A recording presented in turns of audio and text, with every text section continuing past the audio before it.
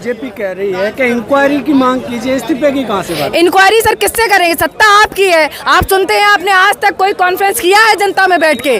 तो किससे इंक्वायरी करें? पुलिस आपने खरीद रखी है, मीडिया आपने खरीद रखी है, आपके जो सांसद है वो गाली देते हैं हम लोगों को, आप लोगों के मुंह से गंदी भद्दी गालियां आती हैं स्टूडेंट और किसानों के लिए। तो किससे सर हम लोग जाएं अपने हक की लड़ाई लड़ने के लिए?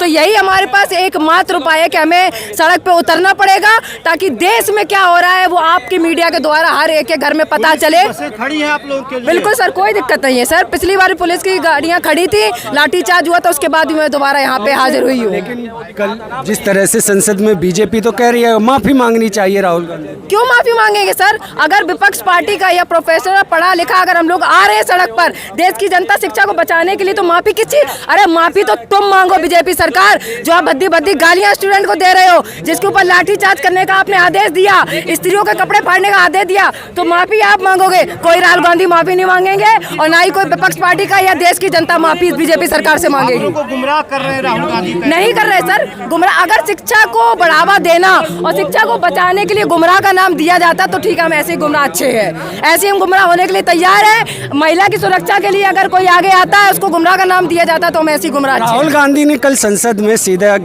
गृह मंत्री और प्रधानमंत्री पे सीधे आरोप लगाए हैं कि इनके आदेश के बिना गोली नहीं और ये पैलेट गन नहीं। बिल्कुल सर, ये बताइए वो क्या उनके ऊपर बोल रहे हैं? पूरी देश की जनता जानती है बीजेपी सरकार कैसी है। वो तो हमारी आवाज पहुंचाने का काम कर रहे हैं कि देश की जनता पार्लियामेंट नहीं जा सकती है, तो बड़े बड़े नेता ही देश की जनता की आवाज बढ़ावा देने के लिए पार्लियामेंट जाएंगे, और उन्होंने बहुत अच्छा काम किया है। बहुत बहुत धन्यवाद है राहुल गांधी के साथ साथ अन्य जितने भी नेता इस चीज में प्रोटेस्ट को आगे बढ़ाने में हमारी मदद कर रहे हैं, क्योंकि बीजेपी सरकार ही गिराना अब एकमात्र हमारे पास उपाय है। किसी का इस्तीफा लेने के बाद भी दोबारा कोई ना कोई उन्हीं की सरकार का बैठेगा, फिर ये चीजें आएंगी, फिर अभद्रता की जाएगी, फिर पुलिस दिल्ली पुलिस लाठीचार्ज करेगी। तो इसीलिए एक एक करके सबका इस्तीफा है। बिल्कुल सर, दोबारा अगर ये ऐसे नहीं मानेंगे, इस्तीफा दे देंगे तो अच्छी बात है, जहाँ बड़े बड़े लोग बैठे हैं, नहीं तो छात्र अपना हक की लड़ाई लड़ने के लिए इस धरती पर सर लाठीचार्ज उन्होंने करवाई है बिना आदेश के। अगर आपके घर में आपके पिताजी के बिना परमिशन के घर का ताला लॉक या खुल नहीं सकता है, तो वैसे ही अमित शाह के बिना परमिशन से गोली चार्ज नहीं हो सकती है।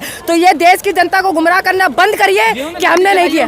सस्पेंड कर देंगे। सस्पेंड से सर क्या होता है? जिनके बखे टूटे हैं, जिनका फ्रैक्चर हो गया है, जो गोली खाए है, मरने की हालत में है, तो सस्पेंशन से उनकी वो चीज़ वापस आ जाएगी। 12 साल जो आपने देश की जनता को पीछे किया है, तो सस्पेंड करने से वो 12 साल उनके वापस आ जाएंगे। नहीं, हमें गृह मंत्री का ही इस्तीफा चाहिए और अमित शाह का इस्तीफा मांगे बिना देश की जनता घर नहीं बैठेगी। राहुल गांधी ने जो आरोप लगाया उससे कह रहे हैं कि देश का माहौल खराब करने की कोशिश की जा रही है। माहौल सर देश का खराब बीजेपी सरकार 12 साल में कर चुकी है।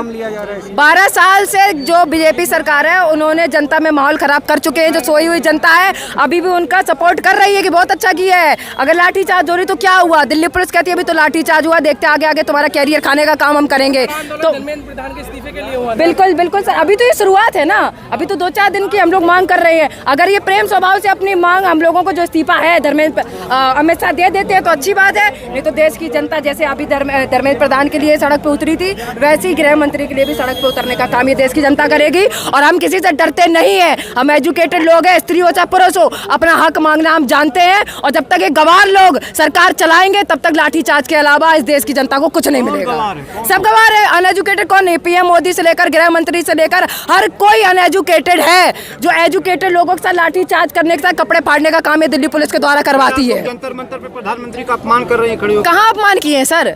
अगर आप अनएजुकेटेड है तो हमने तो सच बोला है ना। आप हम लोगों को एजुकेटेड होने के बाद अगर गटर कह सकते हैं तो आप तो वैसे भी अनपढ़ हैं, तो अनपढ़ के लिए अगर हम अनपढ़ वर्ड यूज कर रहे हैं तो कुछ गलत नहीं कह रहे हैं हम लोग। कहाँ परमिशन नहीं है? तो हम क्या आवाज अपना उठाना बंद कर दें? अगर और भी लोग जब सपोर्ट में आए परमिशन, तो सर धर्मेंद्र प्रधान के लिए भी नहीं था, तब भी हम परमिशन लेके उसके इस्तीफा लिए ना। तो अगर आप दिल्ली पुलिस सपोर्ट में नहीं आ सकते तो इस काम में दखल अंदाजी देना भी बंद करिए। हम लोग बर्बाद हो रहा, आप लोग संसद नहीं चलने दे रहे सर। 12 साल से देश तो बर्बाद बीजेपी कर ही चुकी है। 12 साल से किसकी नौकरी लगी है?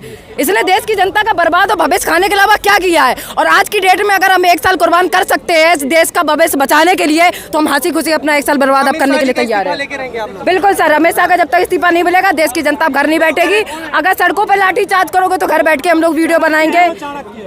कुछ नहीं चाणक्य है सर, वो तड़ीपाल है, उनकी हिस्ट्री उठा के देख लीजिए। गुंडागर्दी और मर्डर कटरी के अलावा इन्होंने कोई काम नहीं किया है और देश की जनता का भविष्य खराब करने के अलावा बीजेपी सरकार ने नहीं किया है। डीएम ने आदेश दिया, कह रहे हैं कि हम अगर डीएम ने आदेश दिया तो विदाउट योर परमिशन डीएम कैसे आदेश दे देगा सर? कॉमन सेंस है, बिना बाप के परमिशन से बच्चा घर से बाहर चला जाएगा नहीं ना। तो वैसे ही बिना सरकार की परमिशन से कोई भी अधिकारी हो चाहे पुलिस कर्मचारी हो लाठीचार्ज या बंदूक चलाने का कार्य नहीं कर सकती है। ये अमित शाह की बोली है, अमित शाह ने परमिशन दी है तभी वो पार्लियामेंट में आज की डेट में नहीं बैठने आ रहा है। वो शर्मनाक हो रहा है और उसके हाथ पर कप रहे हैं क्योंकि उनको पता है कि देश की जनता का सड़क पर भी आ सकती है, पार्लियामेंट घुसने का भी काम कर सकती है। अब बिल तो बना दिया ना, बिल ले आए संसद में, बिल पास भी हो गया, कानून भी बन गया शिक्षा को लेकर। पेपर लीक को, हाँ तो अब आगे उस चीज पर बाद में चर्चा करें। उसके बाद भी अभी झारखंड में शायद पेपर लीक हुआ है, तो ये बिल पास जो है इनका अपना प्रोपेगेंडा, हमें उससे कोई लेना देना नहीं है।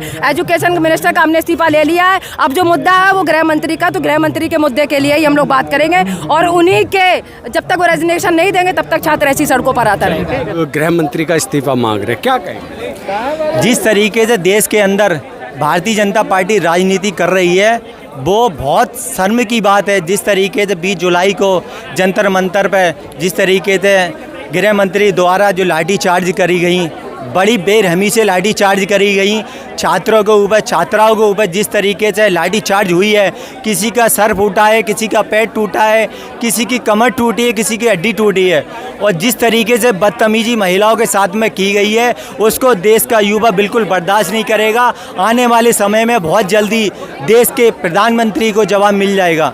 इंक्वायरी की बात की जा रही है ना, इस्तीफे की कहाँ से? इंक्वायरी की बात सरकार क्यों सोई हुई है, क्यों इस्तीफा नहीं दे रही, इतना समय क्यों लगाती है?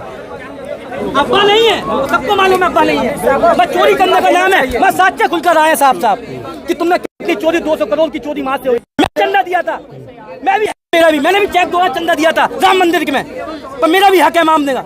पर इन्होंने पूरा चोरी करके भाजपा नेता कह रहे हैं सच्ची श्रद्धा से नहीं दिया होगा चंदा। भाजपा नेता तो लोकतंत्र को खत्म करने में लगा हुए हैं, दलितों पे अत्याचार करने में लगा। देख सकते हैं यहाँ पर गृह मंत्री अमित शाह के इस्तीफे को लेकर लोग सड़क पर उतरे हुए हैं।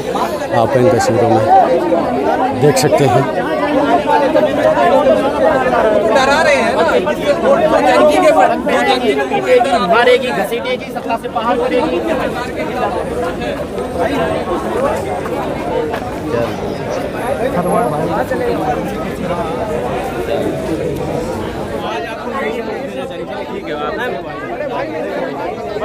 मीडिया वाला काम आप मत करो मेरे।